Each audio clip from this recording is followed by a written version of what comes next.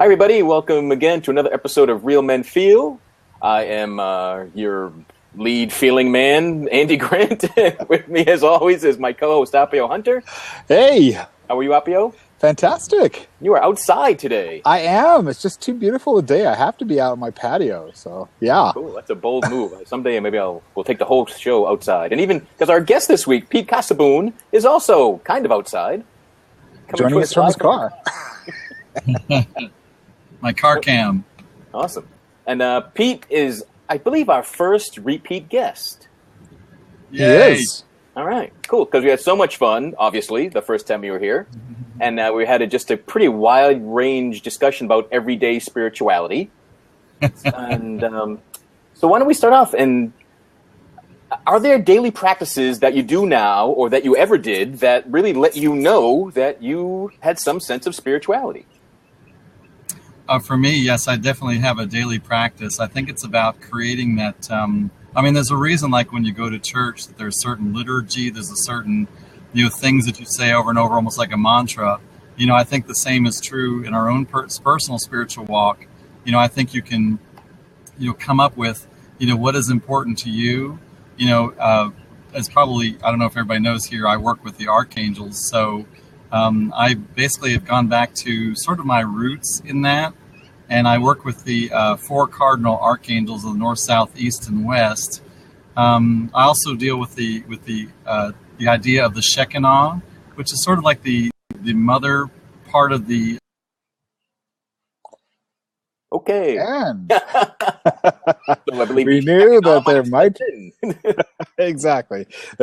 We knew that there might be some challenges with that, with the connection. So all right, well, it's weird. Like I still show his connection is there, but he's not. That's correct. So all right, we'll see what happens. Exactly. But in the meantime, I guess we can continue the conversation until Pete rejoins us. Yeah. So I'll ask you the same question, Appio. Is there something you do now daily to know that you're spiritual, or was there something either way, or long ago, was there a first thing that gave you that sense of being connected to something? Yes and no. I mean, long ago, and I was, as those who have been following the show for a while know, I was raised in Utah and I was raised Mormon, and that ritual that comes in whoops. No, I just disappeared for a second. Okay, sorry about that. I love the glitches. Hey, Pete, there you are.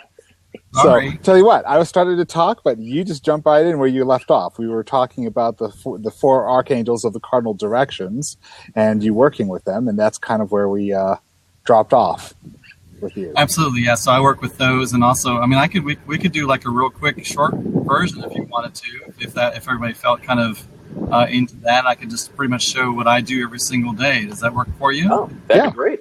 Absolutely. Okay. So what I want you to do is just kind of relax and breathe deeply into your belly.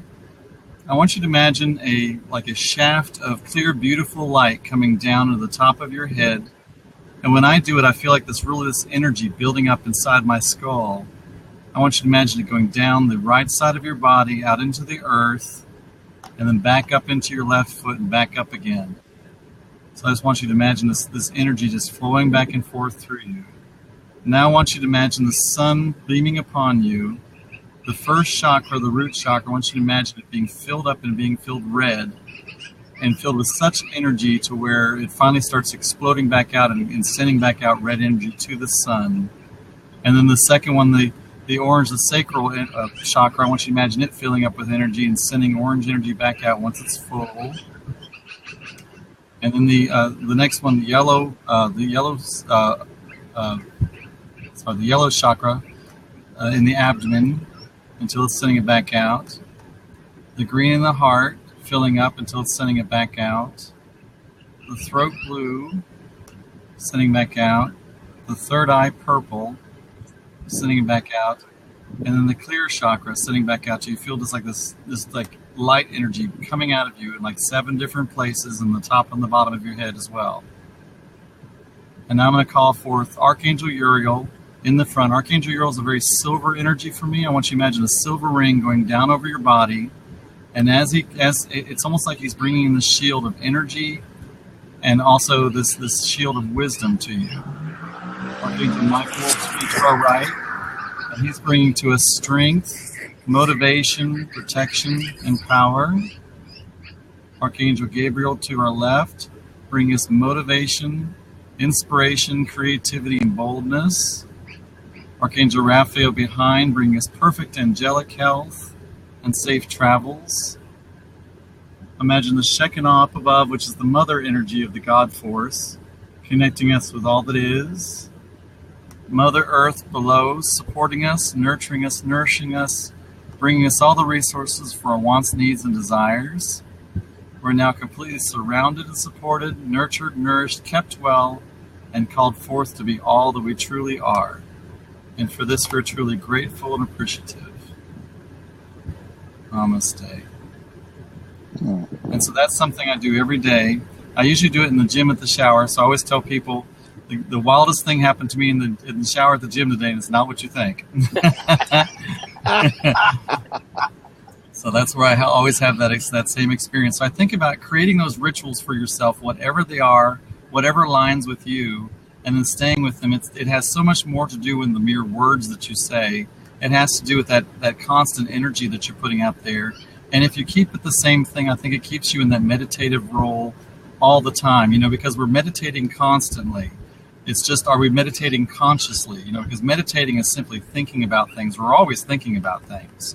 So if you have sort of like a ritual that you have, you can be consciously meditating on those things that call you forth to what really expands you the way you want to be expanded in life. Cool. So I love what you said about meditation, because so many people I meet think that meditation means thinking about nothing and trying to force their mind to be empty and blank. And you're really saying the opposite. Right. Yeah. I mean, God gave us this amazing, processing center for a reason. And there are times when you can enter these spaces where it feels like there's really nothing there, but there's always something there, always something, I believe, going on one way or the other, because that's just the way we're built, Right. Yeah. And I think we're built to be conscious beings that are really calling forth, what will be by our thoughts, by our expectations, by our beliefs, by our words, by our deeds. That's who we are. We're more than just these mere vessels. We're more directors and focusers of energy, really, I think, than anything else. And that happens through what we believe and think and expect. Awesome. Yeah. Awesome. I love that. And your ritual is it's very much like my own. It's very much like other people I've met. I'm just really calling in some energy. Right. Yeah. With whatever just really aligns with you. And I can make it fast and do it 5 minutes. I can make it last half an hour or an hour if I want to. So cool. It's not like time has to really be constrained one way or the other. And you can do it as often as you choose during the day. It's not just a morning kind of thing for you? I usually just do it in the morning, but I'm always thinking about it. I'm always thinking, like, if a situation comes up, I'm like, oh, well, I called Archangel Gabriel in for that, or I called Archangel Michael in for this, or that's covered, it's done, you know what I mean? It's something I've started calling forth, but you have to be really careful with this archangel.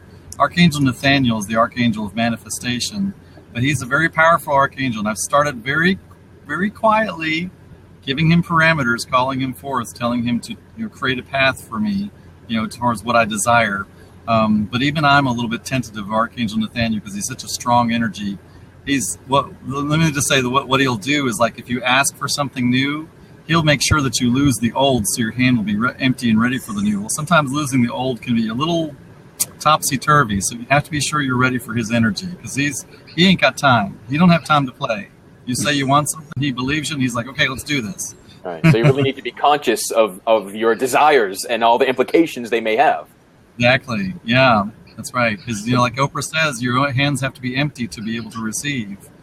And he'll help you with that. Yeah, the old saying, careful what you wish for. Right. So that's, he's powerful. Cool.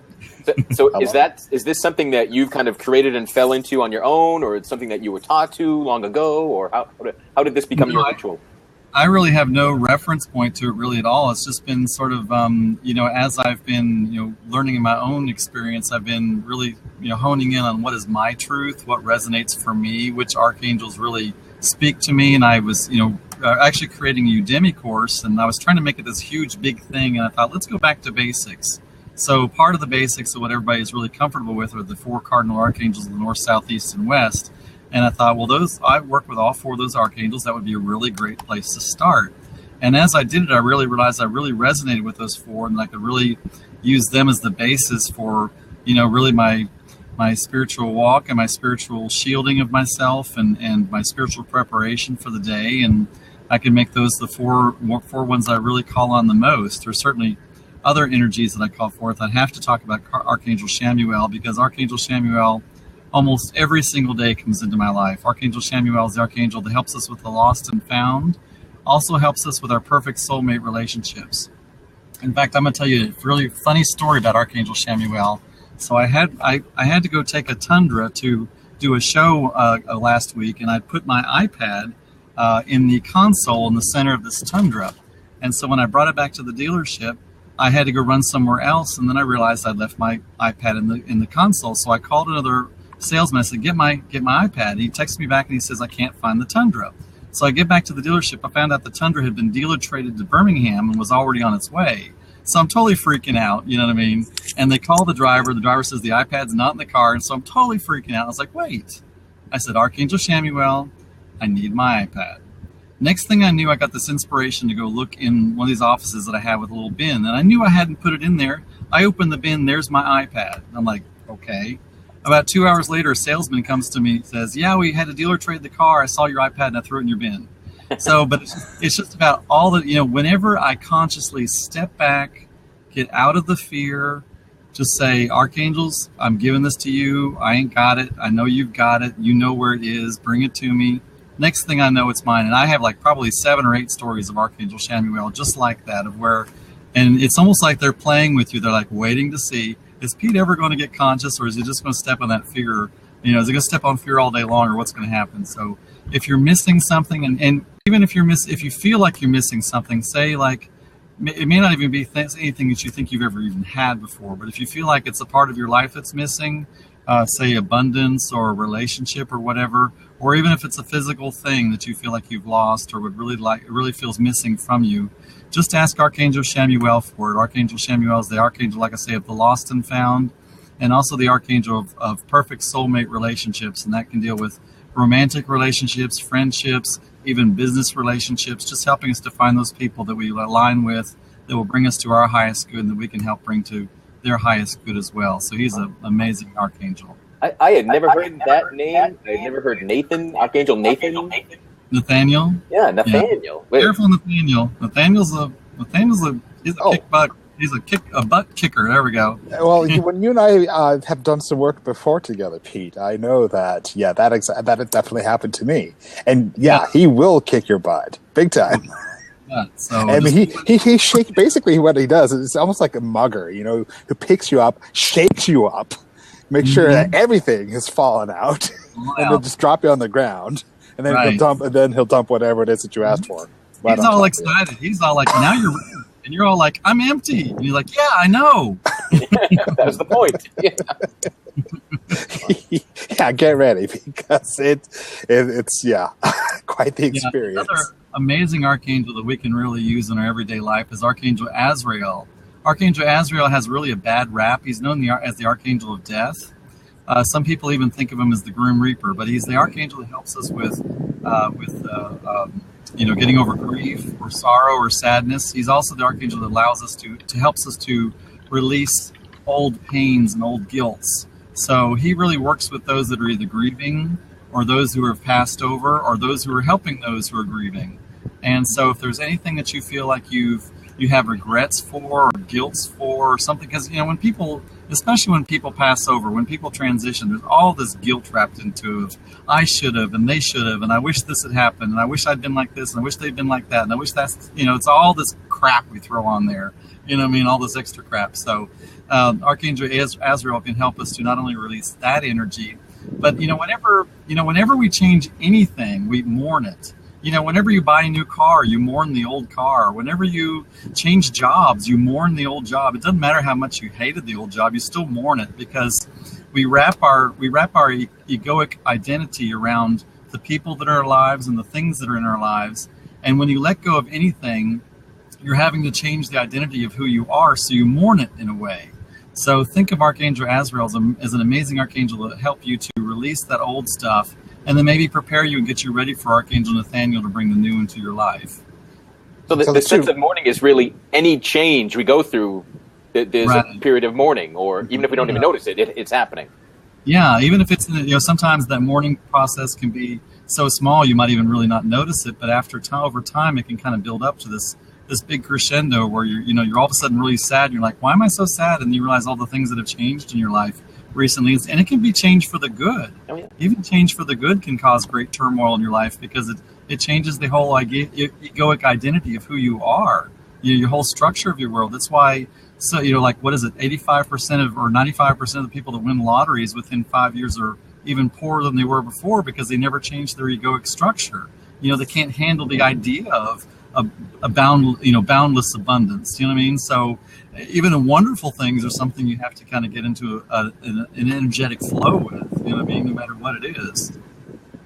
Mm-hmm. Sarah has a question. Who is helpful for abundance and financial wealth?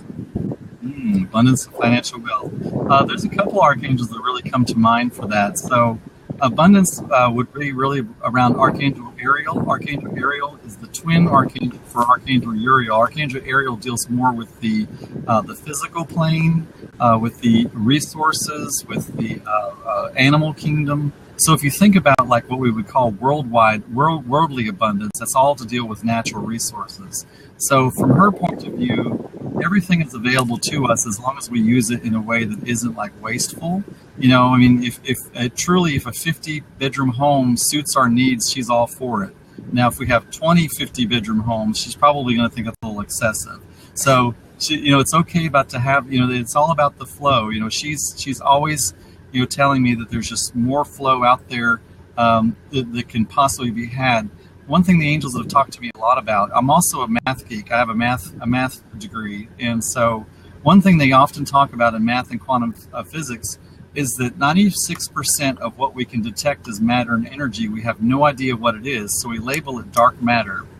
And what the angels have told me is that this dark matter, dark energy, which if you can imagine, if we can only physically tell you what 4% of what we know is out there, that's all we can tell you. What you see, what you hear, what you feel, that's only 4% of what we know is out there. So that means there's 96% of matter and energy out there. We don't even know what the heck it is. And the archangels have told me what that is it's like this cosmic soup of energy that's waiting for us to call into being. So what I'm kind of trying to bring forth to you is the idea that there is this limitless abundance. There's this limitless ability for us to bring in anything that we want to, as far as we can detect in our current earthly plane, at least in our section of the universe, we're the only creatures that are really existing that are consciously aware and able to bring in new resources. And if you can imagine all the asteroids and the comets and the meteors and the planets, and there's moons full of water, there's comets that are full of gold, there are stars that have been so crushed they're nothing but diamonds now. So what I'm saying to you is there's tons of natural resources. We just have to figure out how to get it in. That's the only thing. That's the only reason why not each one of us doesn't have a 5-carat diamond ring on right now. We just haven't figured out how to get it in. So it's not a matter of is there enough. It's a matter of us having the consciousness and the idea of how to make this abundance real for ourselves. So Archangel Ariel would be the first one. Archangel Uriel, who is the twin, like I said, Archangel Ariel and Archangel Uriel are the twin. Archangel Uriel deals more with energy. Archangel Uriel is often thought of as the business archangel because he deals with wisdom, like I say, with energy. So he can help you to think of new ways to reframe things because, we're surrounded by 50% opportunity and 50% challenge at any one time. And that includes in our businesses and our personal lives in any other way. And it's about being able to see those challenges as opportunities because every single success story you've ever listened to always started with a challenge. I guarantee you that. Every single one. But it was because that person was able to see the opportunity in that challenge that they were able to turn it around and become what we would call successful. So start celebrating the challenges like, yes, this is the path to my success right here. Right. If everything worked out exactly as we wanted it to and like we had planned it to be, it would be the most boring existence in the entire world.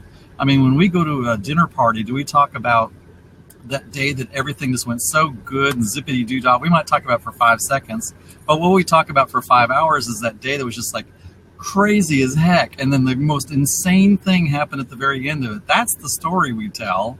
So if we didn't have challenges that we could turn into opportunities, we wouldn't have anything to talk about. Right. So it's the days that exceed our expectations that are memorable and feel like we're really alive. Right?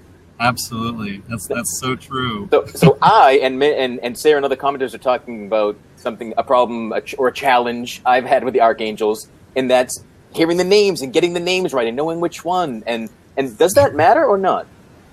It's really, to be quite honest with you, the reason that I work with Archangels is because I have a problem with what I would call a father God figure, and a lot of people do, because those that have had issues with a father figure here on Earth sometimes have problems with a father, domineering father figure as far as God is concerned. So the way it works for me, it's much easier for me to deal with spirituality where it's sectioned off into these more distinct personalities where I can have like personal relationships.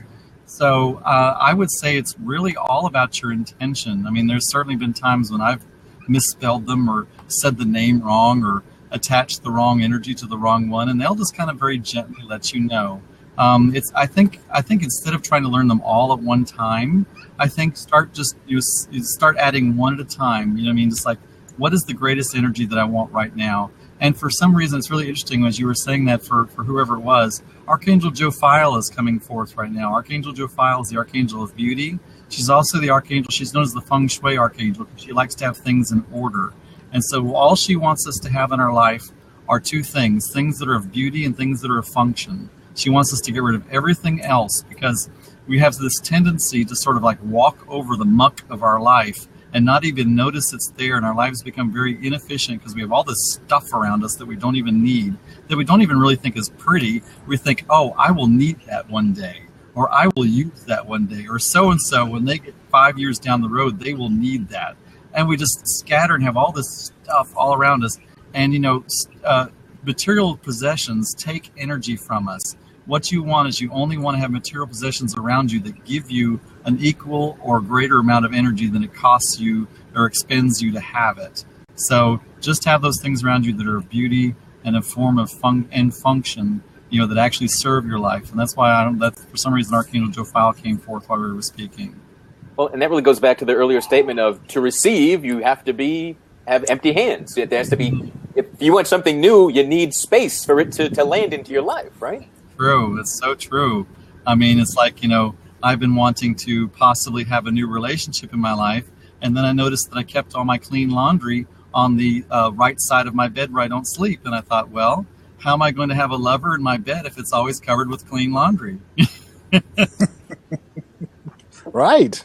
So I started, at least it was clean laundry. At least it was cleaned and folded. Oh. I'm a bachelor, but I'm not that gross of a bachelor. So,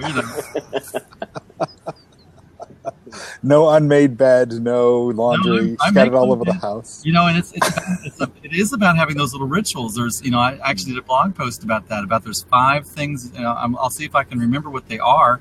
But one of them is to make your bed every day. That's one of the most important things to do, because what it does is it lets you know that you're important enough, whether anybody else is going to see it or not. It makes you know that you're going to be important. One thing I love to tell people right before they go to bed, what I want you to do is I want you to write down a whole list of everything that's bothering you, everything that you think is important, and write it down on a sheet of paper, fold it in half, and write the word joy, and know that you are just turning that over to the universe. I also want you to do one thing for yourself for the next day, whether it's prepare your lunch. If you go to the gym like I do, get your gym clothes ready. Do one thing, even if it's a small thing, so that when you wake up in the morning, it's almost like a little present you open up for yourself in the morning. And it could be something that takes you 3 seconds to do it. But believe it or not, when you wake up the next morning, you're tired, and the last thing you want to do is think about which shoes go with which socks. And I know I'm gay, so that's a big thing to me. Probably nobody else really cares about it but me. But if you predetermine that the night before, then you don't have to go through all that consciousness, the next morning when the last thing you want to do is just think about it. So just do something for yourself for the next day. That's, and if I can think of the other 3 steps, I'll come up with it. Right now, my brain can't think of them. So anyway. That's great. I love that, of giving yourself a little gift and then you forget about it while you sleep and surprise yourself. I love that. And you do. You completely forget, and then you wake up, oh, I love me. Cool. Yeah, and rituals aren't just in spiritual sense. There's plenty of scientific studies that show the power of ritual in whatever you want to do, because having a ritual helps you master whatever you're interested in as well. Right. Practicing anything is really a ritual. Right. Absolutely. Absolutely. So, yeah, I mean, and I think that what it does for you is it gives you a framework. It gives you a framework to really, live your life around, and then it just makes it easier for you to, in other words, you don't have to reinvent the wheel every time. You can just sort of kind of make the wheel a little bit more special, to start customized as you go along, rather than having to think of how you do everything. Does that make sense? Yeah, no, it does. Mm-hmm. And so we've got a comment and a question from Sarah. For others that are opening to listening to learning, how would you suggest helping merge current beliefs, those hearing this and thinking it's all woo-woo, to staying open to hear about their angels, or at least stay open in hearing these messages? And I can back that up. I've probably for years when I've heard Archangel, like, yeah, what is this nonsense? So how would you ease somebody into everything that you're sharing? What I always tell people is that I want you to live by your truth. I don't want you to live by my truth. So I want you just to, give myself and others the opportunity to speak. If what I say resonates with you, amazing. If what I say doesn't resonate with you, amazing. Because what it has done for you, it has created the contrast or the context with you, in which you can choose to pick what correlates to you and what doesn't correlate with you. I see us all as facets of a gem, and each one of us refracts the light in our own particular way. And all I can do is I can talk about how the light refracts for me, and you can talk about how the light refracts for you, and we can compare notes and see how they correlate and see what kind of new ideas it gives each other. So I always tell people, you can always tell when people are speaking, the words that they're speaking from their mouth, whether it's from their truth or from a truth they've heard from someone else.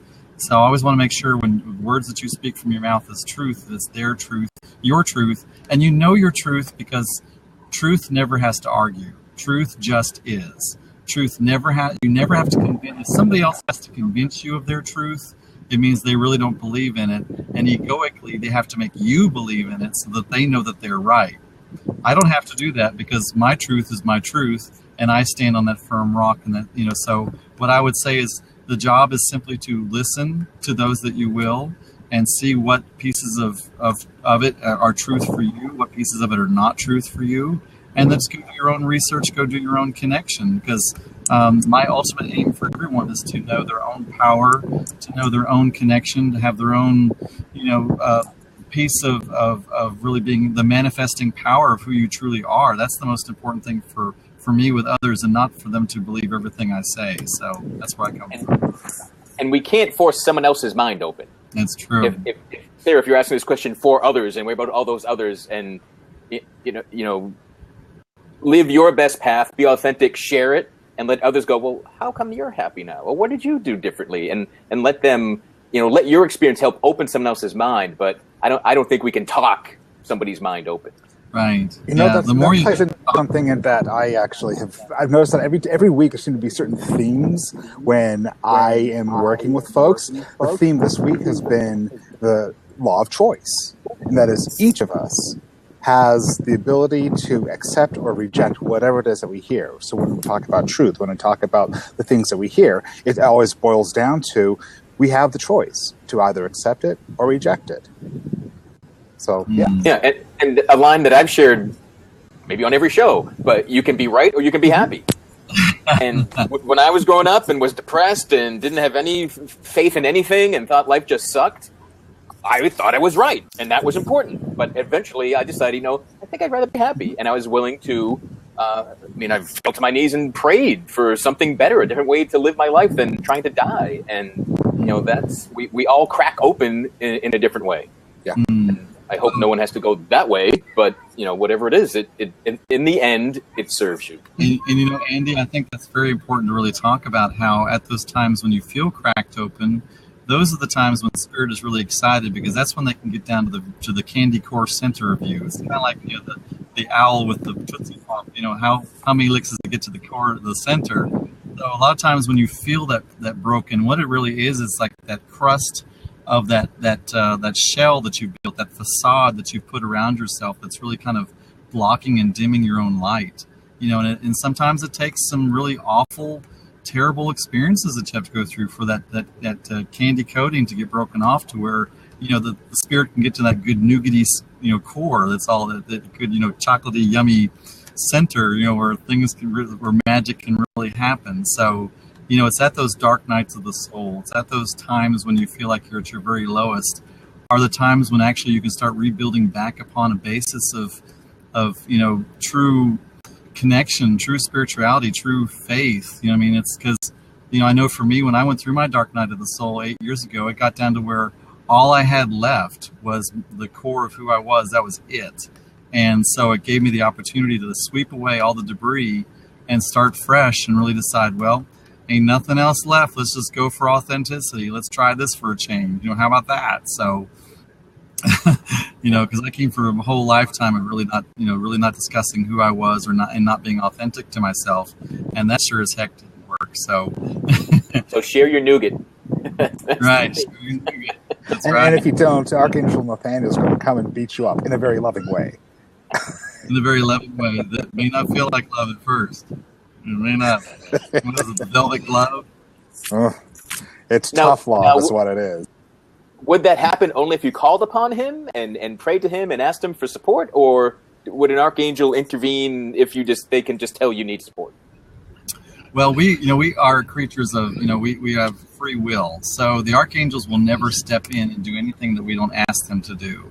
So, a lot of times when people will say things to me like, when they're talking about how so-and-so was saved in an accident, things like that, that's generally it could deal with archangels. It's generally dealing mainly with guardian angels. But I always tell those people, that person in that moment must have had such an incredible will to live that the angels were able to step in and do what they had to do to, save them. Because not everybody is saved in, tragic accidents. And, but some people are very miraculously saved. And I think it's because they just had such an incredible will to live, whether they knew it or not, that they were able to. So I would always say that the archangels or any of the angels will only step in from our expressed free will. Now, whether we express that with words, thoughts, feelings, expectations, or whatever it is, because I think it's really kind of funny the way people are always thinking that they have to make these conscious, conversations, I guess I'd say, with, energy beings. But really, you're constantly having these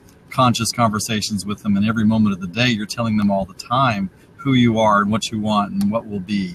Usually we're just doing it in an unconscious way where we're telling them, I want this, no I want that, I want this over here, no I want this, that, I want that over there. We're just always bouncing all over the place, and we're halfway thinking about what we like, we halfway thinking about what we don't like. And so that's why our lives turn out to be these big mishy-moshy messes, because the archangels in every moment are creating us new paths towards what we're focusing on. We just don't ever focus on the same thing over and over again. So if anybody's life out there seems really dichotic and like it doesn't have a real theme to it and you're like all over the place, it's because you keep thinking about that and creating new paths towards it. So I guess I made this a long story, but just to say it is about free will. We have the free will of what will happen. So it's really about the energy, the thought, the vibration we're always putting out, as opposed to just some specific time and ritual of dropping to your knees and praying for something. I think you can definitely have that intent. And I believe that, the feeling and the emotion is almost like the turbocharge, so you can, in very concentrated periods of time, put out more energy and intention in one moment than you did in the whole last year, for sure. You know what I mean? But it's like, do you do that? I mean, do you sit down and, oftentimes people be like, well, all last year I was thinking of terrible things. Does that mean I have just terrible things coming? I'm like, no, because you can sit down and concentrate for 5 minutes really intently, on this new thing that you want. And as you gather that energy around you, constantly thinking about that one thing, intending that one thing, you're creating more vortexes, more energy, more power towards that, what you desire.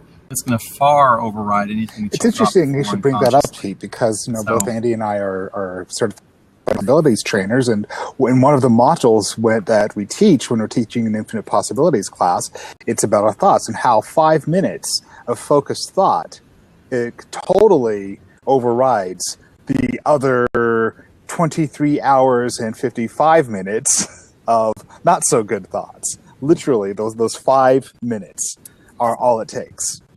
So yeah, spot on. Absolutely. Spot on.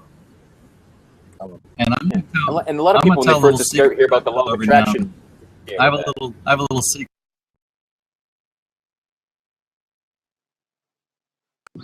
Oh, Nope. yeah. Now we have to wait for the secret. I like to tell everybody. Okay, sorry. It's so secretive. It locked Pete up. Right now Are is you an there? amazing time. Yeah, right now is an amazing time to be mindful. And what I mean by that is there's so many people living unconsciously that if you walk into any situation, any room, any kind of climate whatsoever with a clear focused intention of what you want, you keep your focused intention on that, what will happen is just like when you have like a string being plucked in a room and then all the other strings eventually start, harmonizing with that string. If you keep that clear focused intention on it, everybody else will start, their focus will begin to come into the line with yours. So what I just want to say is right now is an amazing time to be mindful. The more you watch the news and the more you see that people are being unmindful out in the world, begin to celebrate, because that means that you get to decide how this world will be if you will simply focus your intention in one particular way. It is. It does really boil down to us, each of us living consciously, each of us choosing that for ourselves, because collectively, that's how we're able to create exactly what we want. Mm. And it's the only way we can create what we want. Yeah. Otherwise, we're hoping, sitting back, just winging a prayer, right? Without the prayer, just a broken wing. We're left to drift in the currents of the universe, wherever that takes us. Yeah. And what I was going to say earlier was that a lot of people I've met, when they first hear about the law of attraction, they get worried about all the bad thoughts and horrible thinking or that they've done. And like love is more powerful than fear, and your positive focused energy is more powerful than the unconscious miserable drifting thoughts you might have had for decades even.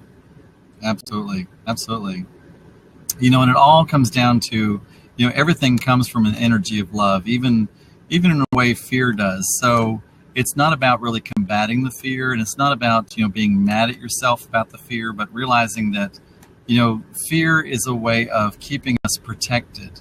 Something that we really kind of put into place usually when we're very young, from like 3 to 5 years old. Fear is a way that we've placed these like restrictions upon ourselves to keep us in a place that's safe. And so instead of really railing against fear and being mad at fear, maybe being mad at that 3 to 5 year old, begin to say, I really appreciate you keeping me in that safe and protected place, but it now no longer serves me. And now it's time to really step through that fear. And, fear is really sort of a precursor. It's sort of like I always see it as like a doorway of flames, where as you walk through, it kind of burns off all the stuff that no longer serves you and enters you into this whole new room. So I'm going to tell the story about that a friend of mine just told me about there are these 2 lions, and one lion was very strong and young and was fast, but he couldn't really roar. And the other lion was older and couldn't really run, but he had this amazing roar. So what they did was they planned out this thing where they would stand at 2 places in the jungle, and as one would roar, all of the antelope would run away from the roar, and they would run right into the arms of the other lion. And so what my friend always says is, run towards the roar. Because the roar is where you will find the greatest expansion. So whatever your greatest fear is, face it for what it is. Ask it what it is. That's the amazing thing. When you start asking the conscious question of, why do I feel this way? And why do I react this way in certain times? And, why do I fear this? And even asking yourself, it's an interesting thing, with me being in sales, I asked myself this question the other day. I'm like, why are there times when I'm really on point and there are times when I'm afraid to call somebody? And I realized that there were like 2 different parts of me. There was like a 3 or 4 year old that would hide and not want to talk to anybody. And then there was a much more, aggressive, sort of out in your face kind of, person that was willing to talk to anybody. So I started actually being able to direct who was going to be in charge at which moment, and to really kind of send the 3 to 5 year old off to go watch TV and, and be safe and protected in that moment.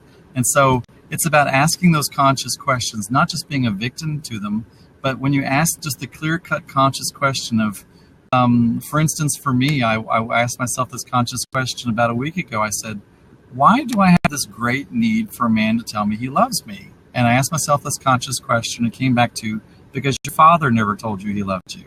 And that was such a big cathartic moment for me to realize, what is it I'm really seeking in this moment? What is it? What energy is it that I'm trying to fulfill? Why do I have these motivations? And once you see what those motivations are behind it, and then you can really start to become more empowered in your life. Because to me, that is the most important message to get out to people, is to start stepping into your own empowerment. Stop being a victim. Start being victorious in this life, because that's who you are. That's how the angels see you. The angels see you as an amazing creature who has decided to somewhat diminish your amazing self into these human sacks and forms here on Earth, simply for the expansion of all. And so once you realize that the angels think you rock, once you realize that, and that this is just a master's class, this isn't really even all that important.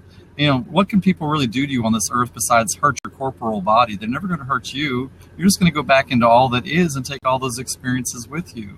So once you can get over those fear factors and just start going for it, and realizing that it's time to stop saying, when I'm thinner, when I'm this, when I get this degree, when I have this much money, when that happens, I'm going to start. If you keep putting a restriction on when you start living, you're always going to have another restriction to put upon living. So when do you ever live? You're just that human sack. Right. Nothing. That human sack of flesh. Cool. And that's one of the real, the foundations behind Real Men Feel, that so many people get close to an uncomfortable feeling and want to just run away, go the way, stop thinking at all. But I love what you're saying of diving in, of asking questions, of really seeing what's beyond this fear, what's beyond this feeling. There's everything has a depth, and there's something there to serve you, as we've all said already. Right. Absolutely. Run to the roar. Run to the roar. And roar while you're doing it. Hashtag that one. And do what? Roar while you're doing it. Right. That's right. Roar right back. Awesome. That's right. Well, we've been going for a bit here, and I know Appio and I and Pete also have some hard stops today. So Pete, what's the best way for people to get in touch with you if they want to follow up with you and learn more about what you're doing? You can go to my website, theangelencourager.com. It's TheAngelencourager.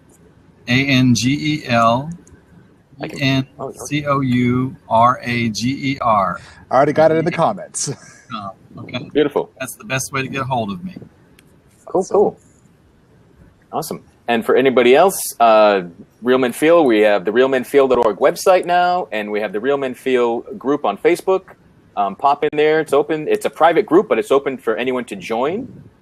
Share what you thought about this show, things you want to see in future shows, anything like that. Pete's in there, Appio's in there, I'm in there. Sarah, who's often here, is in there. And next week, we're back with another live show, next Tuesday, 5 p.m., and we're going to be talking about men having fun. What? And that should be fun. Cool. So thanks for joining us, Pete. Thanks again, as always, Appio. I've been very quiet this week, but thank you. It's always a joy to be here. Super. And thanks for everyone watching. Thanks for everyone with the comments. And we'll talk to you all again See you guys. soon. Bye-bye. Bye.